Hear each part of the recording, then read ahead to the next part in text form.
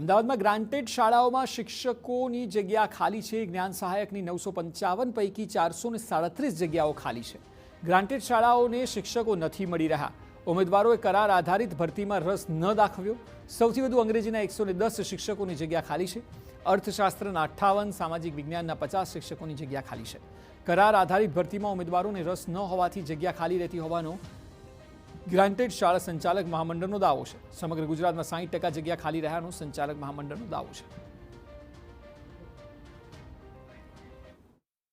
અમદાવાદમાં અડધો જગ્યા ખાલી છે, એમ સમગ્ર ગુજરાતમાં લગભગ 60% જગ્યાઓ ખાલી છે। અમદાવાદ તો શહેર હતું એટલે અડધી ખાલી છે, બાકી ગ્રામ્ય વિસ્તારમાં 2 જગ્યા તો બે ખાલી છે, એ પરિસ્થિતિ છે। એની સાથે સાથે હવે સિંગલ ટાટવાળાની જાહેરાત આપી, ત્યારબાદ ફક્ત તાલીમી સ્નાતક અનુસ્નાતકની એ જાહેરાત આપવાના છે।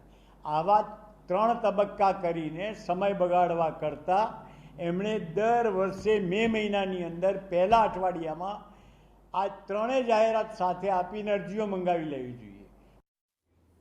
તો બીજી તરફ અમદાવાદ શહેરના ડીઈઓએ કહ્યું કે હાલ અમદાવાદમાં જ્ઞાન સહાયકની ભરતીનો બીજો તબક્કો ચાલી રહ્યો છે અને 5 થી 7 તારીખ દરમિયાન ઉમેદવારોની પસંદગીના રાઉન્ડ બહાર પડાશે।